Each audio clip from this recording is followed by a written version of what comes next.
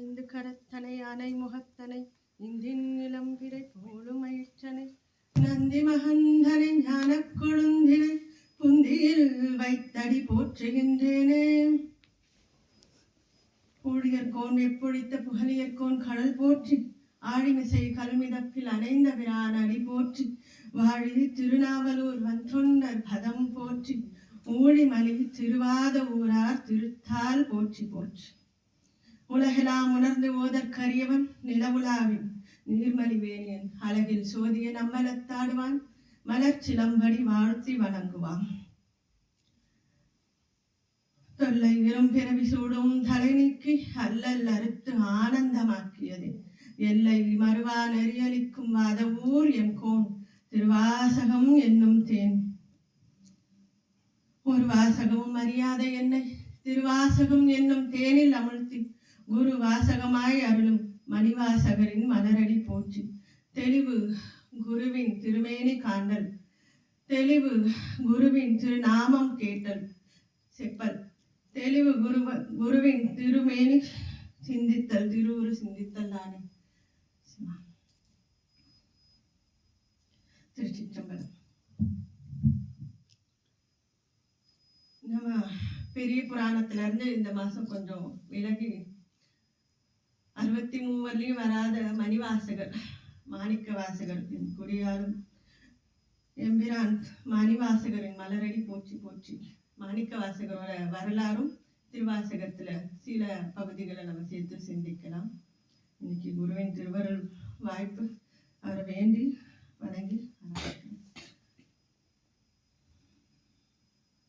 மதுரை பாண்டி நாட்டை சொல்லும் போது நமக்கு சேக்கிழார் பெருமான் திருஞான சம்பந்தர் சோழ நாட்டுல இருந்து பாண்டி நாட்டுக்கு போகும்போது தமிழ்நாட்டுக்கு போறார் அப்படின்னு சொன்னார்.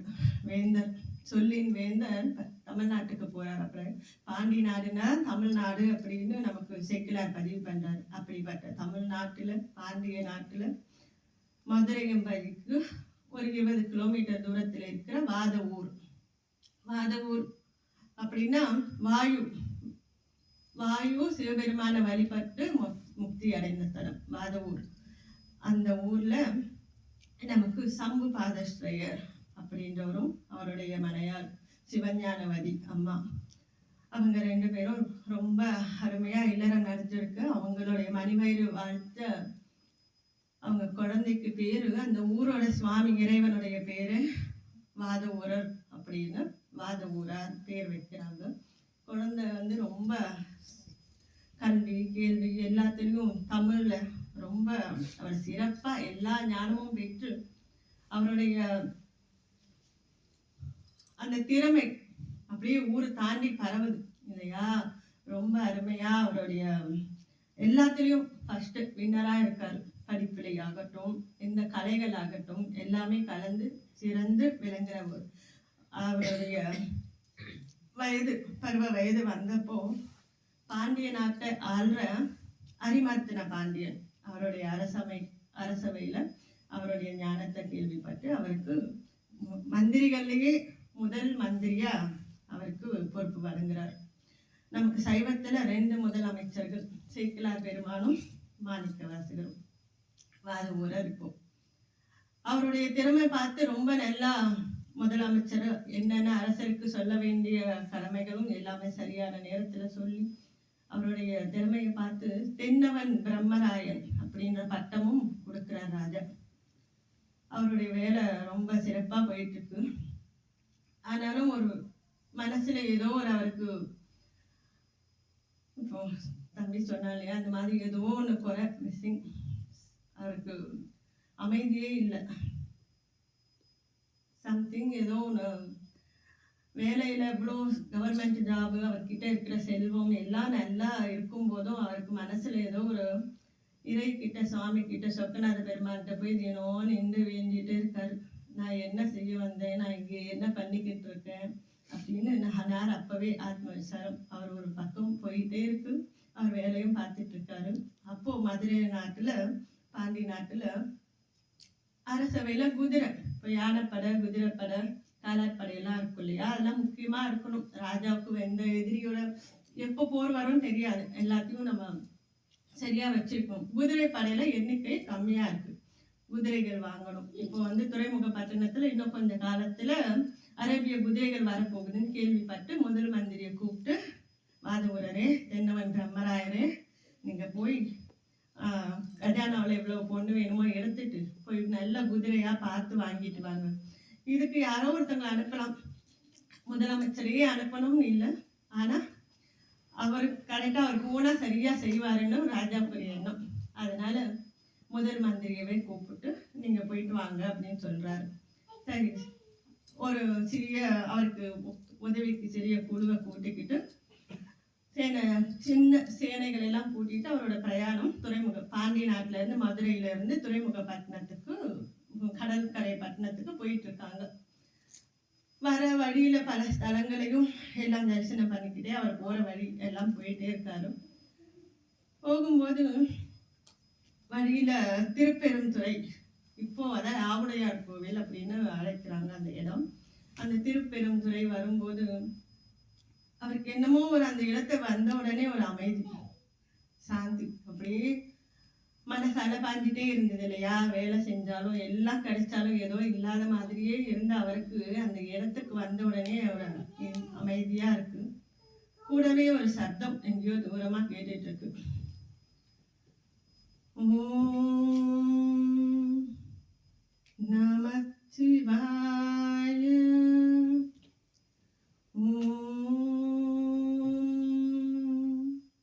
நமச்சிவாய அப்படின்னு பஞ்சாட்சர மந்திரம் தூரத்துல இருந்து அப்படி கேட்டுட்டு இருக்கு. அந்த கேட்ட வழியில அவர் அதுக்கு மேல முன்னேற முடியல, அவருடைய பயணத்தை தொடர முடியல.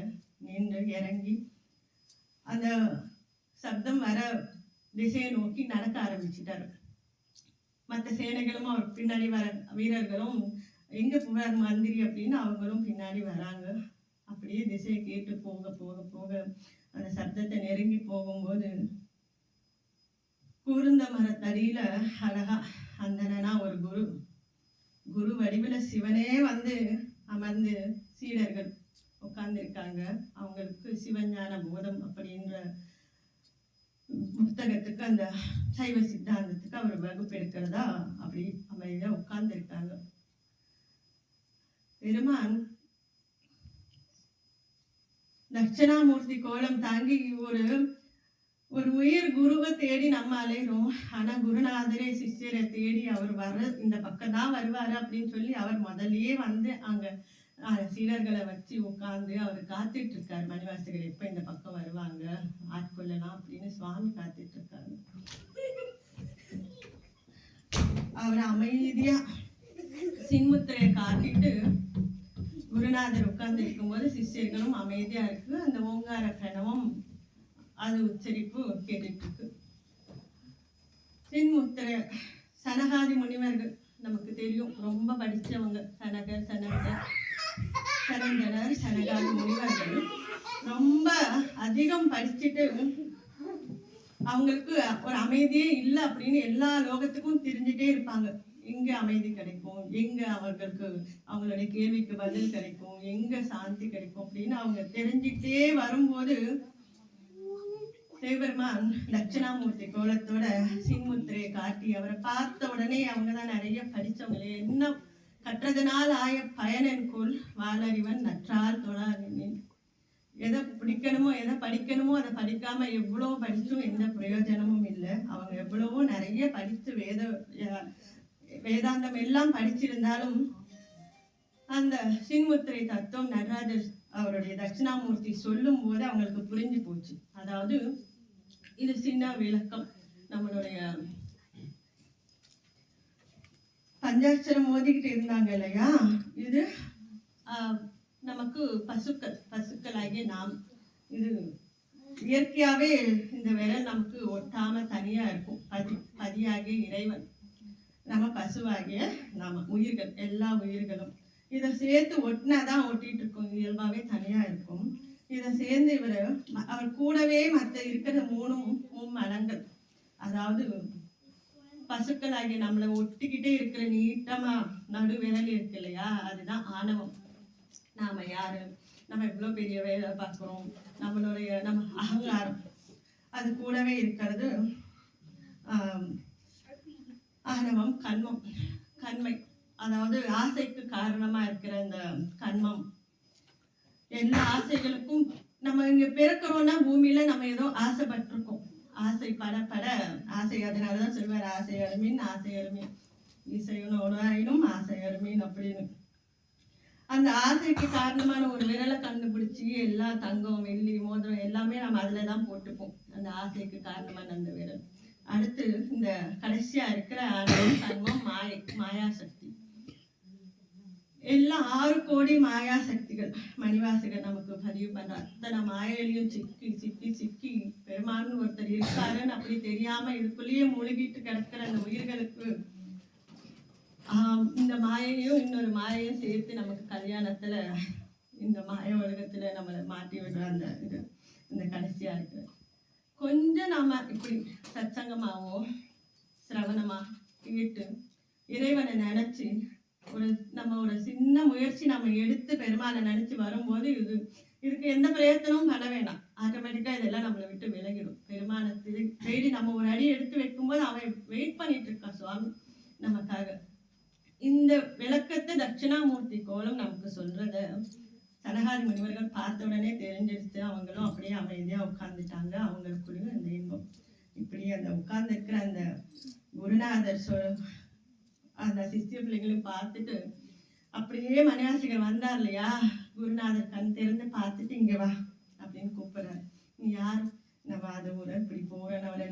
அவரை பார்த்த உடனே அந்த குருன்னு அப்படி ஒரு அந்த ஈர்த்து என்னை ஆட்கொண்ட அப்படின்னு சிவபுராணத்திலே அவர் பதிவு பண்றாரு. ஈர்த்து என்னை ஆட்கொண்ட அப்படி காந்தம் இருமை இழுக்கிற மாதிரி அப்படி அந்த குருநாதரை பார்த்த உடனே வந்து நின்று அவர் முன்னாடி நயன தீட்சையும் அவரை தொட்டு அவர் திருவடி யார் திருவடி என் தலைமையில் நட்டலுமே அப்படின்னு திருவடி தீட்சையும் கொடுத்து அப்புறம் சுவாமி அவர் முன்னாடி பாட ஆரம்பிக்கிறார். குருநாதர் முன்னாடியே திருப்பெருந்துறையில வாதவூரர் பாடினதுதான் முதல்ல சிவபுராணம். நமச்சிவாய வாழ்க, நாதன் தாழ் வாழ்க. அதாவது நமச்சிவாய அவருக்கு அந்த ஆனந்தத்துல குருநாதரை பார்த்த அந்த ஆனந்தத்துல எல்லா உயிர்களையும் வாழ்த்தணும்னு தோணுது. பல்லாண்டு அவங்க எல்லாம் வாழ்த்தணும்னு சொல்றாங்க. ஏதோ ஒண்ணு வாழ்த்தணும்னா எல்லா உயிர்களையும் வாழ்த்தினதா அர்த்தமும் அந்த சிவத்தை சுவாமியவே நாமத்தை நமச்சிவாய வாழ்க, நாமம் வாழ்க. முதல்ல நமக்கு பற்று ஒண்ணுன்னா நாமம் தான். அடுத்து திருவடி நாதன் தாழ் வாழ்க.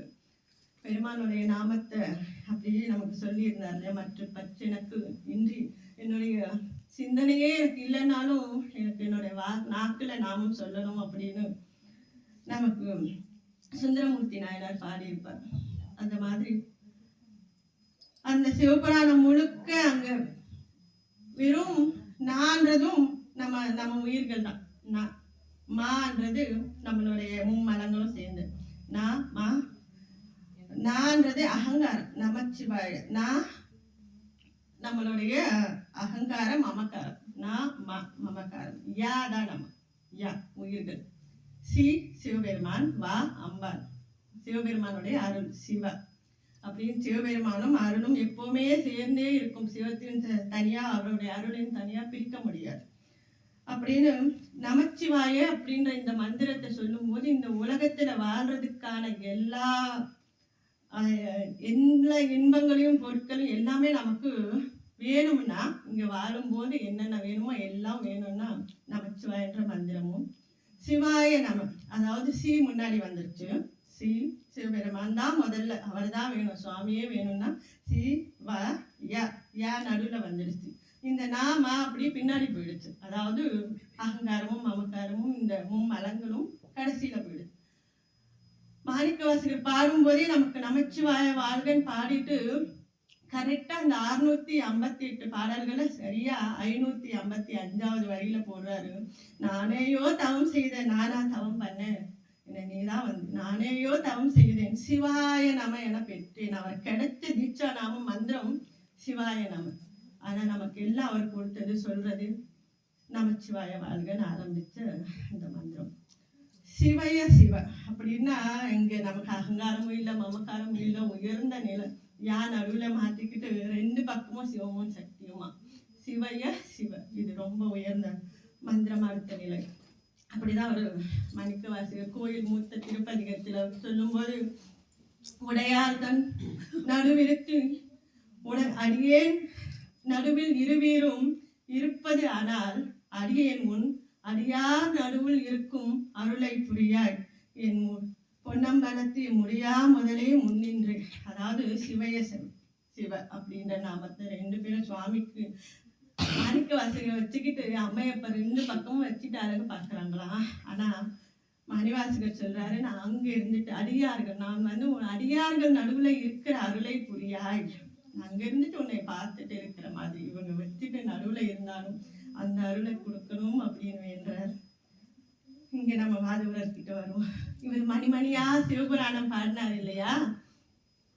நமச்சிவாய வாழ்க, நாதன் தாழ் வாழ்க, இவை பொழுதும் என்னெஞ்சில் நீங்காதான் தாழ் வாழ்க, கோகழியாண்ட குருமனிதன் தாழ் வாழ்க, ஆகமமாகி நின்று அன்னிப்பான் தாழ் வாழ்க, 6 வாழ்க, 5 வெல்க, 8 போற்றி. அதாவது முதல்ல தொடக்கத்திலேயே சொல்லிடுறாரு 658 பாடல்கள் அவர் முழுக்க பாடுறது கொடுக்கறது அப்படி. அது சூட்சமமா அந்த வரிகள் வச்சிருப்பாங்க.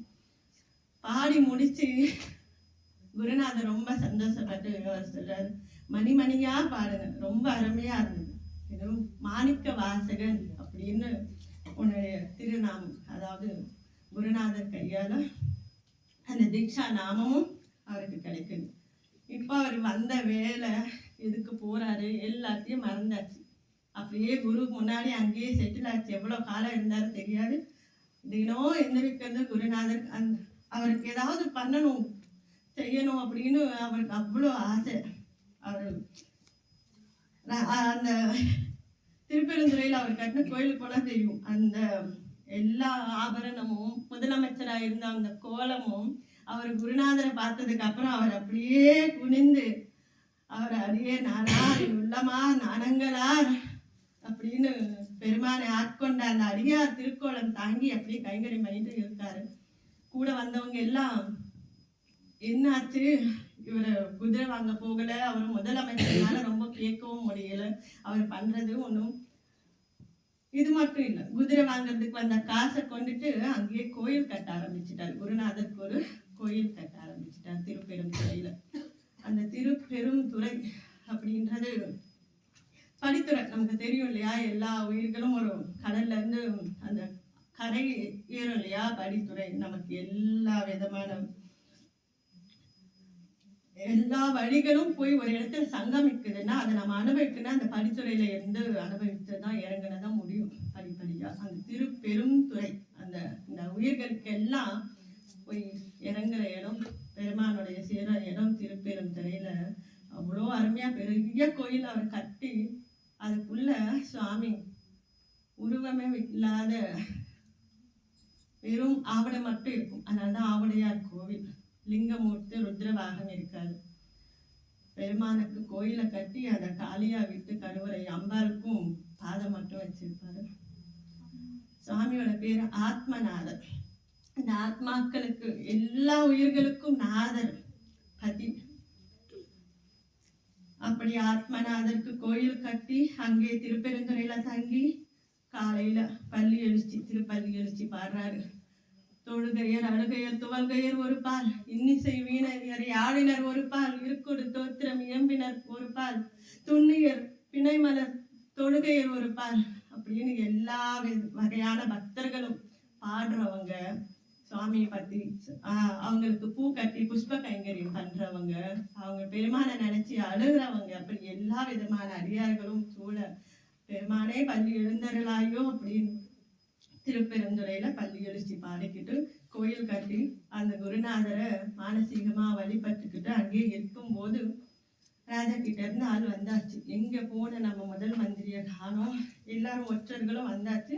சொல்றாங்க, உங்களுடைய பணத்தை எல்லாம் வச்சு அவர் கோயில் கட்ட ஆரம்பிச்சுட்டாரு, அவர் குதிரையெல்லாம் வாங்கல, ஒண்ணு வாங்கல அப்படின்னு. ரொம்ப கோவம் வந்துருச்சு ராஜாவுக்கு. யார் பணத்தை எடுத்து யார் கோயில் கட்டுறது செலவு பண்றது? கூப்பிடாம ஆட்களை விட்டு அனுப்பியாச்சு.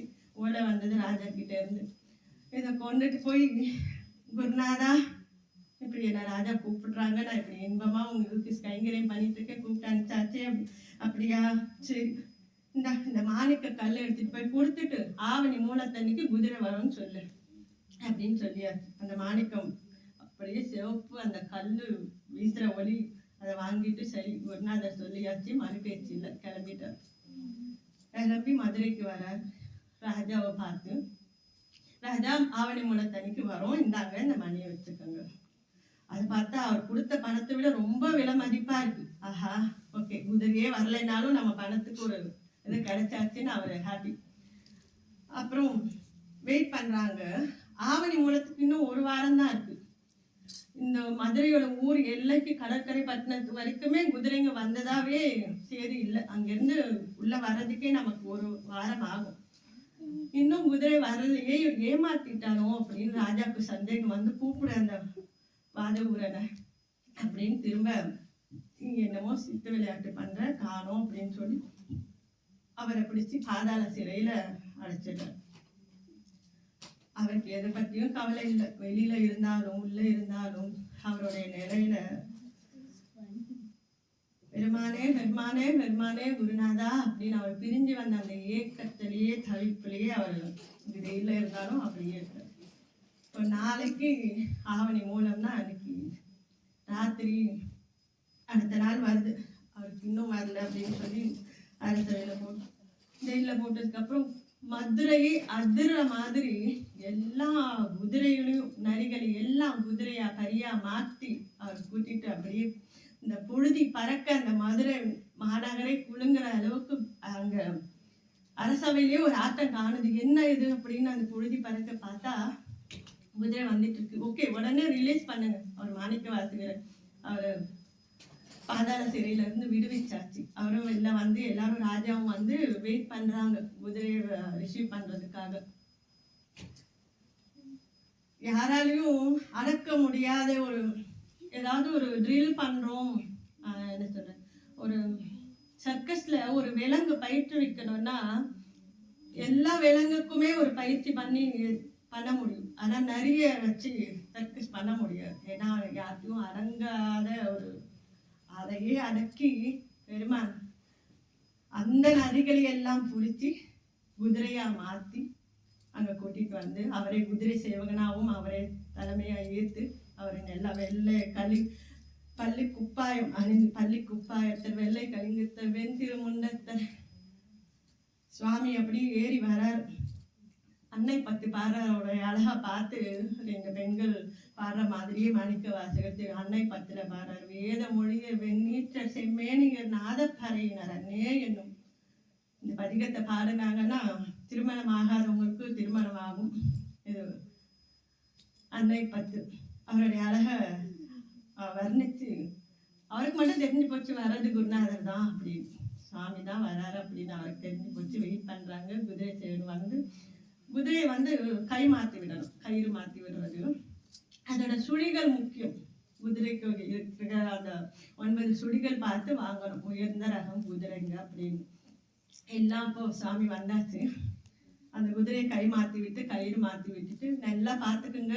ஆஹா, ரொம்ப உயர்ந்த ரக குதிரையா இருக்கு, சுழிகள் எல்லாம் சிறப்பா இருக்கு அப்படின்னு ராஜாவுக்கும் ரொம்ப ஹாப்பி. அந்த மாதிரி ஒரு குதிரைகளை நான் வாழ்நாளையே பார்த்தது இல்லை, ரொம்ப நல்லா இருக்கு. நான் ஒரு சந்தோஷப்பட்டு ஒரு பொன் முடிப்பை தர அது வாங்கல.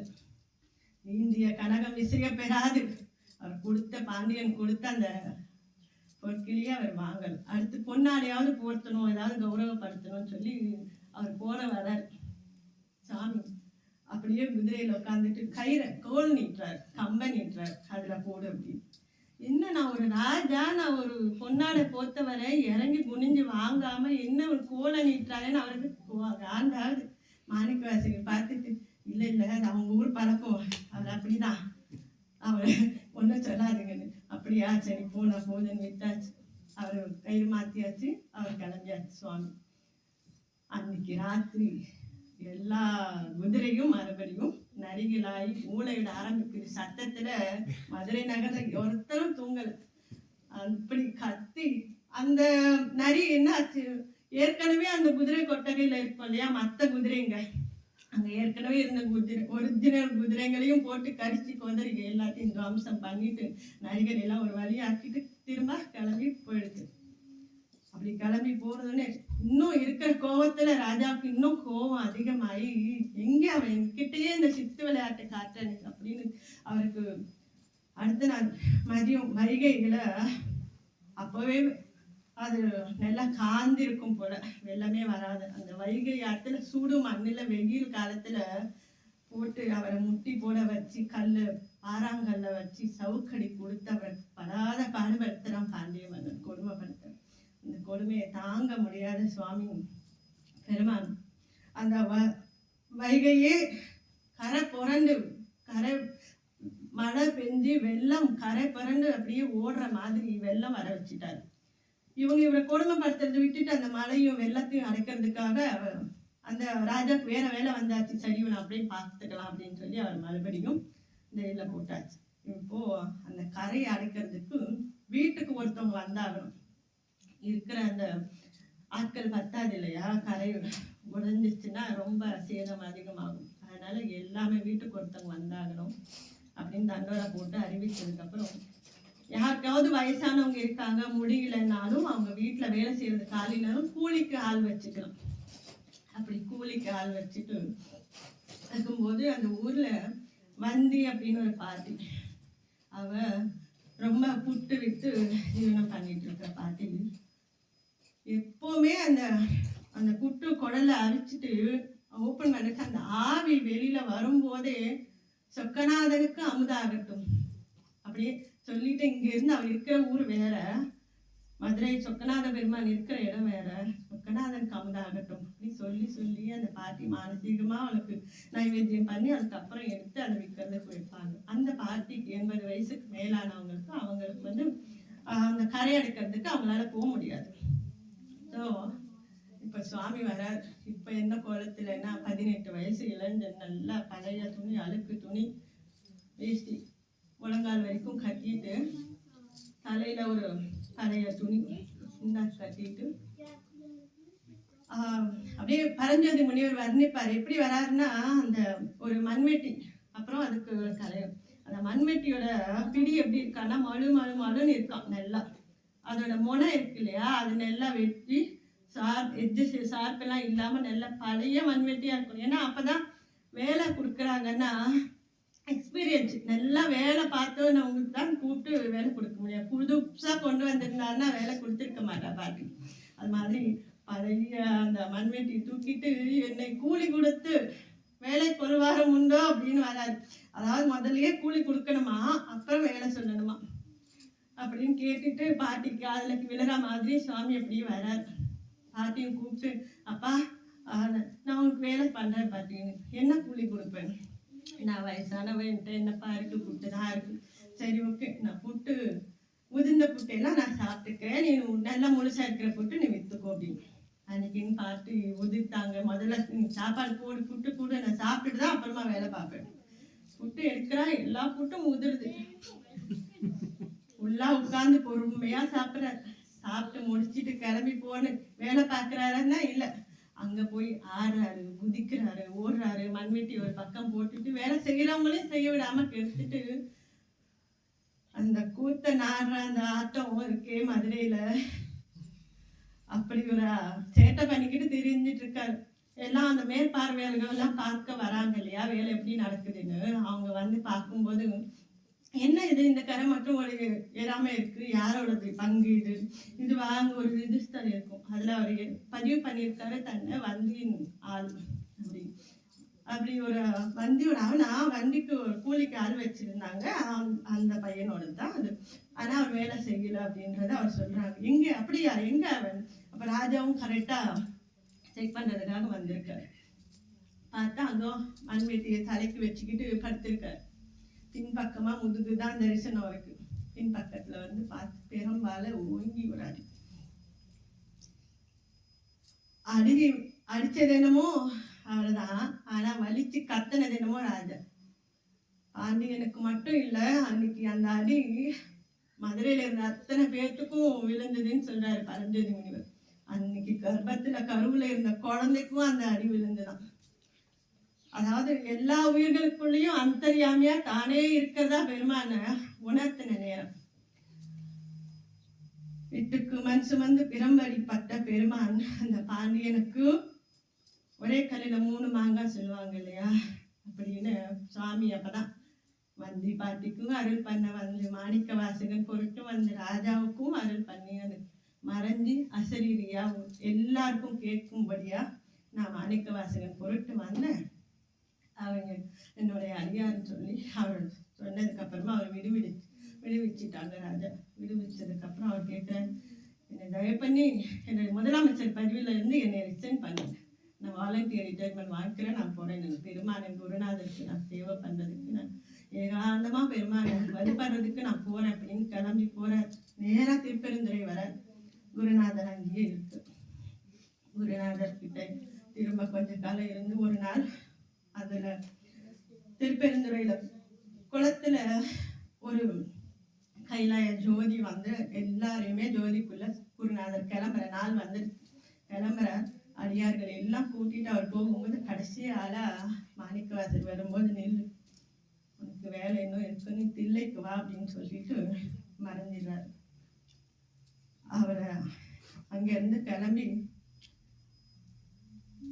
உத்தரகோசமங்கை, அப்புறம் திருக்கழுக்குன்றம், சீர்காழி, இப்படி பல தலங்களை அவர் பாடிக்கிட்டு திருவண்ணாமலையில தங்கி இருக்கும் போதுதான் நமக்கு திருவெம்பாவை திரு அம்மானை எல்லாம் பாடுறார்.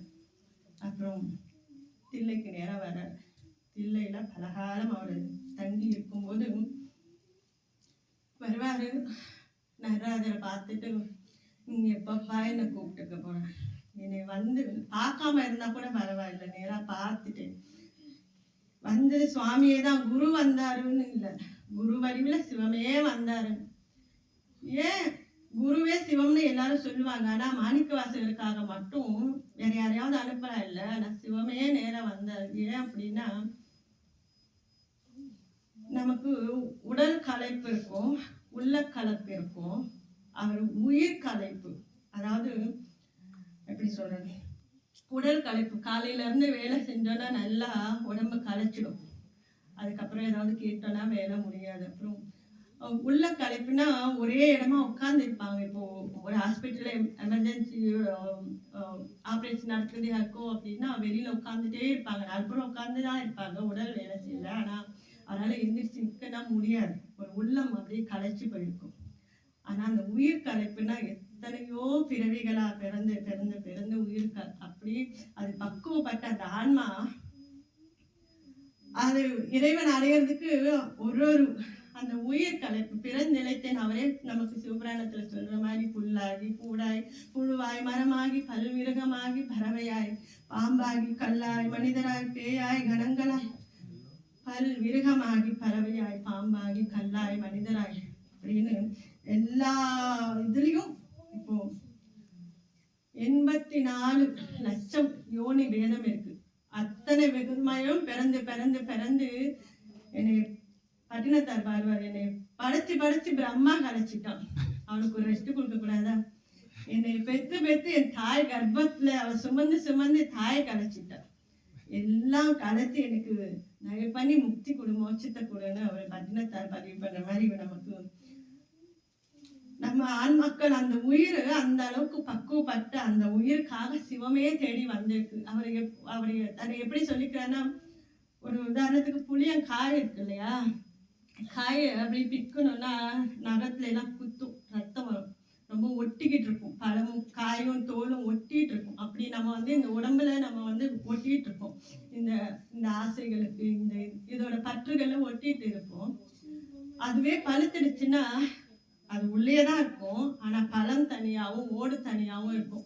ஜீவன் முக்தர்கள் நம்ம ரமணர், ராமகிருஷ்ணர், பரமஹம்சர் எல்லாருமே அப்படி ஜீவன் முக்தர்கள் இங்கதான் இருப்பாங்க, நம்மள மாதிரி மனித உடல்களை தாங்கி இருப்பாங்க, ஆனா அந்த உயிர் எப்பவும் மோட்சம் அடைஞ்சிடும், ஆனாலும் இங்க நமக்காக இருப்பாங்க அவங்க.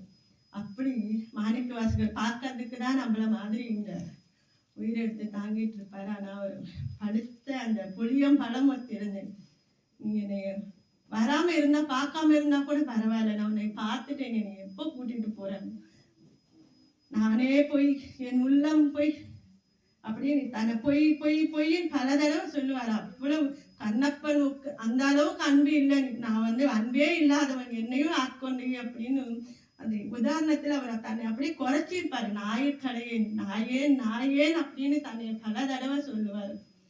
அப்படி அவர் இறங்கி வந்ததுக்கு அந்த வார்த்தைகள் கொடுக்கறதுக்கு நமக்கானது. ஏன் திருவாசகம் அந்த அளவுக்கு உயர்வா சொல்றாங்கன்னா, அவர் பாடும் போதெல்லாம் நானேயோ தவம் செய்தேன், நானார் என் உள்ளமார் நாணங்களார் அப்படின்னு நம்ம பாடுற மாதிரி அந்த உயிர் உருக்கம் அதுல இருக்கும். அது அந்த பிரிவை தாங்க முடியாம அந்த உருக்கம் பாடுற எல்லாருக்குமே அது வரும். திருவாசகம் முற்றுதல் பண்ணும்போது நம்ம அனுபவிச்சிருப்போம். அப்படி அவர் தில்லையில இருக்கிற போது ஒரு தேர்க்கறி செயலும் அவர் பண்றதுக்கு ஒரு வாய்ப்பு. அதாவது தில்லை அம்பலம், பொன்னம்பலம், திருச்சிற்றம்பலம். தில்லையில இருந்து ஒரு பயணி அடியார் வந்து இலங்கைக்கு போறாங்க. ஸ்ரீலங்காவுக்கு போகும்போது அங்க புத்த மதத்துல ரொம்ப பரவி இருக்கு, பௌத்தம் நிரம்ப இருக்கு. ராஜாக்களுமே அந்த மதத்தை சார்ந்து, குருமார்கள் எப்பவும் அரசவையிலும் இருப்பாங்க. அந்த இலங்கைக்கு யாத்திரிகர் ஒருத்தர் போகும்போது பொன்னம்பலம் பொன்னம்பலம் சொல்லிக்கிட்டே இருக்காரு. எல்லாருக்கும் அந்த வார்த்தை யாரையாவது பார்த்தாலும் பொன்னம்பலம் அப்படின்னு சொல்லிட்டு இருக்கும்போது அங்க இருக்கிறவங்க கேட்குறாங்க, என்ன நீ என்னமோ பேர் சொல்றியே, என்னது அப்படின்னா, பொன்னம்பலம். எங்களுக்கும் தில்லையில சிதம்பரத்துல கோயில் அப்படின்னாலே சிதம்பரம், அங்க இருக்கிற பொன்னம்பலம். அப்படி என்ன அவ்வளவு விசேஷம் அந்த கோயில் அப்படின்னு அவங்க கேட்கும்போது அவர் சொல்றாரு, அந்த பொன்னாலான அந்த கூரையில அந்த ஓடு இருக்கு இல்லையா, அந்த ஆணி 21,600 ஆணி ஒரு நாள் நம்ம விடுற மூச்சுக்கு வராது. அங்க ஒன்னொன்னு அங்க தூண்கள், உடம்பு எப்படி நமக்கு என்னென்ன கொண்டு இருக்கோ அந்த மாதிரி அந்த பொன்னம்பலம் அப்படி அந்த அமைப்பு அப்படி இருக்கும் அந்த கோயில் அப்படின்னு சொல்லி அவங்க விவரித்து சொல்லும் போது, ஆஹா அப்படி ஒரு இடம் இருக்கா, அதை நம்ம கண்டிப்பா போய் நம்ம ஜெயிச்சுட்டு நம்மளுடைய பௌத்த மதத்துக்கு தலைமை பீடமா அதை நம்ம மாத்தணும் அப்படின்னு அவங்க ஒரு எண்ணத்தை வச்சுட்டு அவங்க வராங்க. அவங்க வரும்போது அந்த அரசரும் தன்னுடைய வாய் பேச முடியாத ஊமை பெண்ணும் கூட்டிக்கிட்டு அவரும் கிளம்பி வராரு. என்ன நடக்குமோனா அவரும் தலங்களா கிளம்பிச்சு இவங்களோட எல்லாரும் சேர்ந்து வரும்போது அங்க சிதம்பரத்துல தீட்சிதர்கள் முன்னாடியே அவங்க வந்து, நாங்க வந்து சைவத்துல உங்களோட வாதிடுறதுக்காக வந்திருப்போம், யாரு உங்க சார்பா பேசுறாங்க, அவங்க கூட வாதமுறை பேசுவாங்கன்னு அசரீரியாவும் அவங்க சாமி சொல்ல, அவங்கத்துல வாதத்துல மணிவாசகர் உட்கார்ந்து எல்லா அவங்களுடைய புத்தகத்துல இருக்கிற பொருளை வச்சு அவர் வாதம் பண்ணி அவங்க வாதம் பண்ணா ஓகே, ஓரளவுக்கு வாதம் பண்ணிட்டு இருந்தாங்க. அதுக்கு மேல பெருமானை திட்டுறதுக்கு ஆரம்பிச்சுட்டாங்க. மணிவாசகருக்கு அதுக்கு மேல பொறுக்க முடியாம அவருடைய அந்த பேச்சு நிக்கட்டும் அப்படின்னு சொல்லிடுவார். அதாவது பேசிக்கிட்டு இருந்த அந்த புத்த குருமார்கள் எல்லாம் வாய் பேச முடியாம ஆயிடுவாங்க. அதை பார்த்துட்டு மகாராஜா, அவங்க பேச முடியாம இருந்தாக்க பரவாயில்லை, என்னுடைய பொண்ணு வாய் பேச முடியாம இருக்கா, அவளை பேச வைங்க அப்படின்னு அவரு சைவத்துடைய பெருமானை பத்தி அவர் அறிஞ்சிட்டு விண்ணப்பம் வைக்கிறாரு மாணிக்கவாசகர்கிட்ட. அவரு திருச்சாடல் அப்படின்ற ரொம்ப அழகான பதிகம். பூசுவதும் வெந்நீரு பூண்பதும் பொங்கு அறவும் பேசுவதும் திருவாயால் மறைப்போலும் காணேடி. ஒரு கேள்வி இவரை கேட்கிறார். சுவாமின்னு சொல்லுங்க, அவர் வந்து திருநீர் பூசிட்டு இருக்காரு, சுடுகாட்டுல இருக்காரு, அவரு பேசுறது அப்படின்னு அவர் வந்து ஒரு கேள்வி கேட்கறதாவும் அதுக்கு பதில் அந்த ஊமை பெண்ணை வச்சுட்டே பதில் சொல்லி வைக்கிறாரு. அந்த பொண்ணை பேச வச்சுட்டு அவர் பூசுவதும் பூண்பதும் பொங்க எல்லாமே அவர் நமக்காக. அந்த வேதமே கோவணத்தை தானே அணிஞ்சிட்டு இருக்கான். அந்த மறைப்பொருளே வேதத்தையே அவன் கோவணமா அணிஞ்சிட்டு இருக்கான். அவன் என்னென்னலாம் பண்ணியிருக்கான் எல்லாமே நமக்காக அப்படின்னு அந்த கேள்வி ரொம்ப அழகா இருக்கும். திருச்சாடல் அந்த பதிகத்துல எல்லா பாட்டுமே கேள்வி பதிலாவும் அந்த பொண்ணை வச்சு அவர் பேச வச்சு அந்த அற்புதம் பண்ணார். அதுக்கப்புறம் அவங்க சைவத்துக்கு மாறி மறுபடியும் குருமார்களை அவங்க மறுபடியும் பேச வைக்க சொல்லி கேட்டு அவங்களும் திரும்ப பேச்சு கிடைச்சிட்டு போனதாகவும் ஒரு புராணம் தனியா இருக்கு. இப்போ மாணிக்கவாசகர் வரலாறுனா தனியா நமக்கு முழுக்க எங்கேயும் யாரும் எழுதலை. அவருடைய வரலாறுன்னு அவருடைய வார்த்தைகள் வச்சு திருவாசகத்துல இருக்கிறத வச்சும் சில திருவிளையாடல் புராணத்துல பெருமான் அவருக்காக நிறைய பரியாக்கினதும் அந்த வீட்டுக்கு மனுஷன் வந்ததும் இப்படி வைகத்தில் வெள்ளத்தை வர வச்சு இந்த எல்லாமே திருவிளையாட புராணத்துல இருந்தும் அவருடைய வார்த்தைகள் யாருன்னு அடையாளத்தை முழுக்க மறைத்து சிவமா ஆனவர் தான் மாணிக்க வாசகர். ஆனால் அவருடைய காலத்தையும் சரியா சொல்ல முடியாது. இப்படி 300வது நூற்றாண்டுன்னு சொல்லுவாங்க, சில பேர் 90ன்னு சொல்லுவாங்க. ஆனா யாரும் இது வரைக்கும் நிரூபணம் இல்லை. அரிமர்த்தன பாண்டியனுக்கு ஒரு 5 தலைமுறை கழிச்சுதான் நமக்கு அந்த மதுரை கூன் பாண்டியன் வரான். அதாவது நமக்கு சின்ன சம்பந்தர் நின்ற சீர் நெருமாறனா மாத்தின அதை வச்சு பார்க்கும்போது நமக்கு 300 அதிகபட்சம் எடுத்து ஒத்துக்க வேண்டிய ஒரு இதா இருக்கு. இப்போ அவரு தில்லையில போய் அங்க இருக்கும்போதுதான் நிறைய பாடல்கள் பாடுறாரு. அதாவது திருவாசகம் பாடி தில்லை பாடி அங்க பல ஸ்தலங்கள் அவர் பாடியிருந்தாலும் தில்லையில பாடின பாடல்கள் தான் ரொம்ப அதிகம். பாடிக்கிட்டே சாமி நீ அவனுக்கு அப்படி பண்ணி, அதாவது சாமி நீ கூப்பிட்டுக்கலையே அப்படின்னு கேட்கறதுக்கு அவர் வைக்கிற அந்த வார்த்தைகள் எல்லாம் இப்போ கோர்ட்ல ஒரு தீர்ப்பு சொல்லும் போது பழைய முன் தீர்ப்புகள் எல்லாம் வச்சு மேற்கோள் காட்டுவாங்கல்ல, அந்த மாதிரி நீயா அவ்வளோ கொடுமை பண்ணவனுக்கெல்லாம் நீ அருள் பண்ணிருக்கியே, நான் எனக்கு அருள் பண்ணக்கூடாதா அப்படின்னு சிவபெருமான விரும்பி வேண்டி விதவிதமா அழுது ஒரு கணவனை பிரிஞ்சு மனைவி அழுதா எப்படி ஒரு அந்த பிரிவு தாங்க முடியாம இருக்குமோ அப்படி அழுகை தமிழ் திருவாசகம் பாடிக்கிட்டே இருக்கும்போது ஒரு நாள் பெருமாள் தில்லையில ஆனி மாதம் அகல்ய நட்சத்திரம் அன்னைக்கு சாயந்தரம் அந்த தில்லை வாழ்ந்துச்சுன்னா அந்த நேரம் வராரு. இவரு தில்லையில கிழக்கு கோயில் கோபுர வாசல் கிழக்கு வாசல் வழியில ஒரு குடில் வச்சுட்டு அவர் அமர்ந்திருக்கு. அவர் பாட்டுக்கு பாடிட்டு இருப்பார். ரோட்ல போகும்போது பூ பறிக்கிறத பார்த்தா திருப்பூவல்லி பாடியிருப்பார். ஒரு அம்மானை ஆடுறத பார்த்தா திருவம்மானை, அவங்க பெண்கள் மஞ்சள் இருக்கிறத பார்த்தா அதுல திருப்பொற்சின்னம் அப்படின்னு எந்த செயல்களை பார்த்தாலும் அதுல திருவுந்தியா அப்படி என்ன செயல்களை பார்த்தாலும் அதுல பெருமானை வச்சு அவர் பாடி நிறைய பதிகங்கள் அவர் கொடுத்துட்டு இருக்கும்போது ஒரு நாள் சுவாமி வந்து அந்தனரா வந்திருக்காரு. ஒரு வயசான அந்தனர் வந்து கதவை தட்டுறாரு. என்ன சுவாமி வாங்க உட்காருங்க, என்ன வேணும்? இல்லை நீ ஏதோ போடும்போது ரோட்ல போகும்போதெல்லாம் பார்த்துருக்கேன், நிறைய பாட்டு பாருங்க, ரொம்ப நல்லா இருக்கு, அது என்ன சொல்லு, நான் என்ன எழுதிக்கிறேன், நான் எழுதி வச்சுக்கிறேன் அப்படின்னு. அப்படியா சரி. சிவபுராணம் தொட்டு போற்றி திருவகவல், கீர்த்தி திருவகவல், திருவாண்ட பகுதி, நீத்தல் விண்ணப்பம், திருச்சாதகம், 100 பாட்டு எல்லாமே அச்சப்பத்து எல்லா பாடல்களும் அவர் வரிசையா அவரை சொல்ல சொல்ல சொல்ல திரும்ப அவரை சொல்ல வைக்கிறதும் சாமி எழுதிக்கிறதும் கை வலிக்க சிவபெருமானே அன்னைக்கு வந்து எழுதிக்கிறாரு. முழுக்க அது குருநாதர் வந்து அந்த நேரம் வந்து ஒரு வயசானவர் எழுதிக்கிட்டே இருக்காரு. எழுதி முடிச்சுட்டு ரொம்ப அழகா பாடின திருவெம்பாவை பாவை பாடின வாயால கோவை பாடு அப்படின்னு திருக்கோவையார், அதுவும் மாணிக்கவாசர் கொடுத்த திருவாசகம் திருக்கோவையார், அதுவும் தில்லையில நடராஜரை பத்தின ஒரு பெண் பாவத்திலேயே முழுக்க அந்த சும்மா அது இருக்கும். அந்த பாட்டும் அவர் முழுக்க பாடி எழுதி வச்சுட்டு அவர் போயிடுறாரு. அடுத்த நாள் பஞ்சாக்கிர படியில தீட்சிதர்கள் வந்து நடராஜர் சன்னிதியை திறக்கும் போது அந்த பஞ்சாத்திர படியில அந்த ஓலைச்சுவடி இருக்கிறத பாக்குறாங்க. எடுத்து என்னது இதுன்னு பார்க்கும்போது ரொம்ப அழகா இருக்கு பாடல்கள் எல்லாம். உடையாள்தன் என்னென்னும் அந்த பதிகம் எல்லாம் பூவேறு போனும் பிறந்தனும் அது வாசிக்கும் போது முக்தி நெறி அறியாத மூர்க்கரோடு முயல்வேனே பக்தி நெறி அறிவித்து படவினைகள் பாரும் வண்ணம் அத்தன் எனக்கு அருளியவாறு ஆர்பிடுவார் அச்சோவே அப்படின்னு அச்சோ பதிகம் வரைக்கும் அவ்வளவும் பார்த்துட்டு கீழே பார்த்தா மாணிக்க வாசகன் சொல்ல அழகிய திருச்சிட்டம்பலமுடையான் கையெழுத்து போட்டு அங்க இருக்காரு.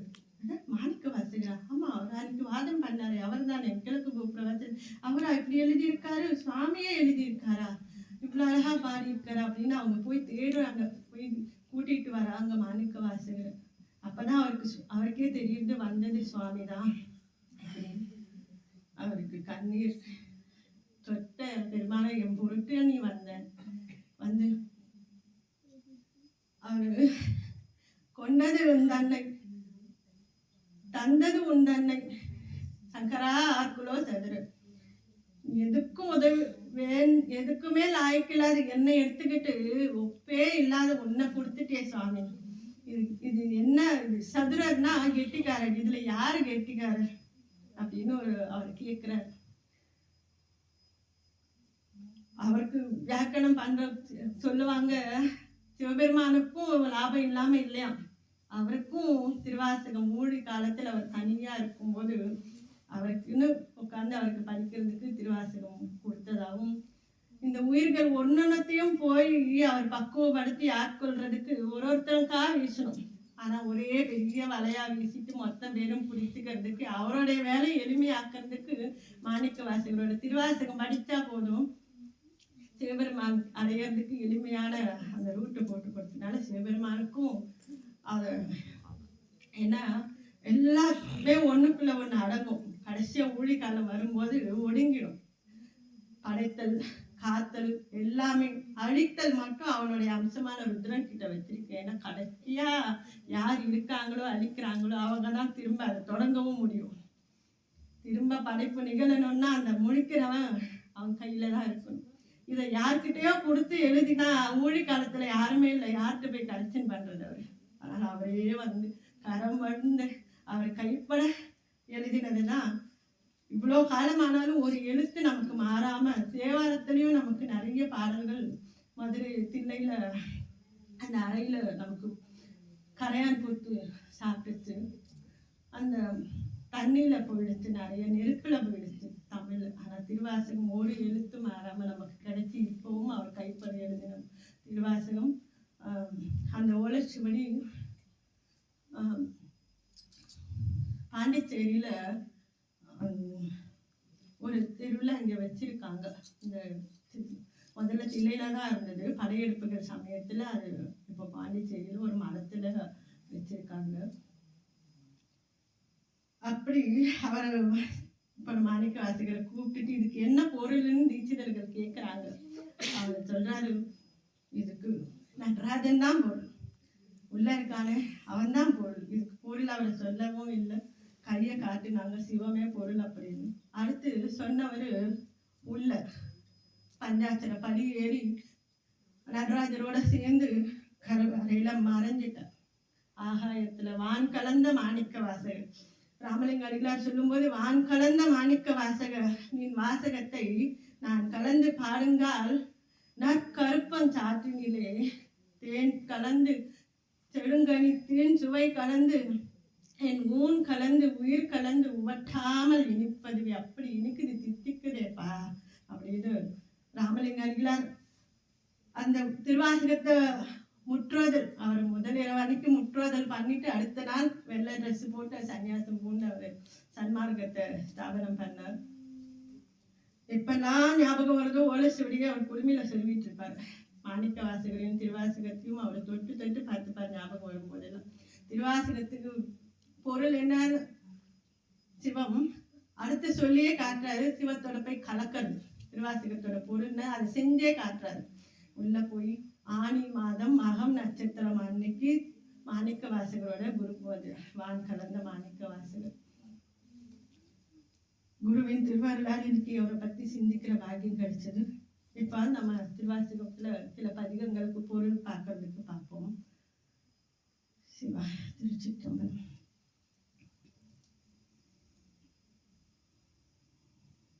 செம்மை நலம் அறியாத சிதறரோடு திரிவேனை மும்மை மலம் அறிவித்து முதலாய முதல்வன் தன் நம்மையும் ஒரு பொருளாக்கி நாய் சிவிகை ஏற்று வைத்த அம்மை எனக்கு அருளியவாறு ஆர்பிருவார் அச்சோவே.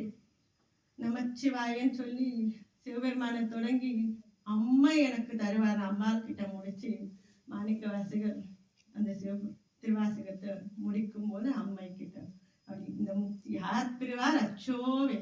அச்சோ அப்படின்றாரு. இவ்வளோ அருமையா பெருமான் அப்படி அவருடைய அருள் பண்ணும்போது இது யாருக்கு கிடைக்கும், எனக்கு கிடைச்சதே அப்படின்னு அச்சோன்னு நம்மளை பார்த்து பாடணும். ஏறுமயில் ஏறி விளையாடும் முகம் ஒன்று, ஈஸ்வருடன் ஞான மொழி பேசும் முகம் ஒன்று, கூறுமொழி யார்கள் வினை தீர்க்கும் முகம் ஒன்று, குன்றுருவ வேல் வாங்கி நின்ற முகம் ஒன்று, மாறுபடு சூரரை வதைத்த முகம் ஒன்று, வள்ளி மனம் புணர வந்த முகம் ஒன்று, ஆறுமுகமான பொருள் நீ அருளல் வேண்டும், ஆதி அருணாச்சலம் அமர்ந்த பெருமானே. நினைத்தாலே முக்தி கொடுக்கும் அண்ணாமலையாரோட திரு கார்த்திகை தீபம் முடிச்சு நம்ம இந்த கார்த்திகை மாத சங்கமத்துல குருவை நாதரை சிந்திக்கிறதுக்கு வாய்ப்பு கிடைச்சதுக்கு நன்றி. வெற்றிவேல் முருகனுக்கு அரோகரா. திருச்சிற்றம்பலம். தென்னாடுடைய சிவனே போற்றி.